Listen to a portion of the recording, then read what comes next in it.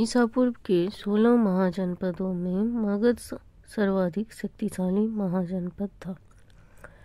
प्राचीन भारत में साम्राज्यवाद की शुरुआत या विकास का श्रेय मगध को दिया जाता है। हर्यक वंश 544 ईस्वी पूर्व से 412 ईस्वी पूर्व। मगध साम्राज्य की महत्ता का वास्तविक संस्थापक बिंबिसार था। उसकी राजधानी राजगृह, जिसे गिरिब्रज भी कहते हैं, थी। बिंबिसार ने वैवाहिक संबंधों के आधार पर अपनी राजनीतिक स्थिति सुदृढ़ की। बिंबिसार ने अपने राजकीय चिकित्सक जीवक को पड़ोसी राज्य अवंती के शासक चंद्रप्रद्योत महासन की चिकित्सा के लिए भेजा था। बिंबिसार को उसके पुत्र अजातशत्रु ने बंदी बनाकर सत्ता पर कब्जा जमाया।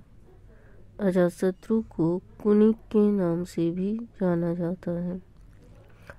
अजातशत्रु ने बज्जी संघ के लिच्छवियों को पराजित करने के लिए रथमुशल एवं महाशिला कंटक नामक नए हथियारों का प्रयोग किया। अजातशत्रु के शासनकाल में राजगृह के सप्तकर्णी गुफा में प्रथम बौद्ध संगीति का आयोजन हुआ था। तो प्रथम बौद्ध संगीति का आयोजन कहाँ हुआ था? राजगृह में हुआ था। राजगृह में कहाँ हुआ था? सप्तपर्णी गुफा में। और ये किसके शासनकाल में हुआ था? अजातशत्रु के। अजातशत्रु के पुत्र उदयन, जिसने उदयभद्र भी कहते हैं, हर्यक वंश का तीसरा महत्वपूर्ण शासक था। तो हर्यक उसने पाटलिपुत्र, वर्तमान पटना की स्थापना की तथा उसे अपनी राजधानी बनाया। तो पाटलिपुत्र यानी कि पटना की स्थापना किसने की? उदयभद्र ने। अजातशत्रु के पुत्र उदयभद्र ने पाटलिपुत्र की स्थापना की। शिशुनाग वंश 412 ईस्वी पूर्व से 344 ईस्वी पूर्व। हर्यक वंश के सेनापति शिशुनाग ने मगध की सत्ता पर कब्जा कर शिशुनाग वंश की स्थापना की। इस वंश के शासक कालाशोक या काकवर्ण के शासनकाल में मगध की राजधानी वैशाली थी, जहाँ द्वितीय बौद्ध संगीति का आयोजन हुआ। तो प्रथम बौद्ध संगीति का आयोजन कहाँ हुआ था? प्रथम बौद्ध संगीति का आयोजन राजगृह में हुआ था। द्वितीय बौद्ध संगीति का आयोजन वैशाली में हुआ था। नंद वंश 344 ईस्वी पूर्व से 324 ईस्वी पूर्व। नंद वंश का संस्थापक महापद्मनंद था। उसे सर्व छत्रांतक अर्थात सभी क्षत्रियों का नाश करने वाला कहा गया है।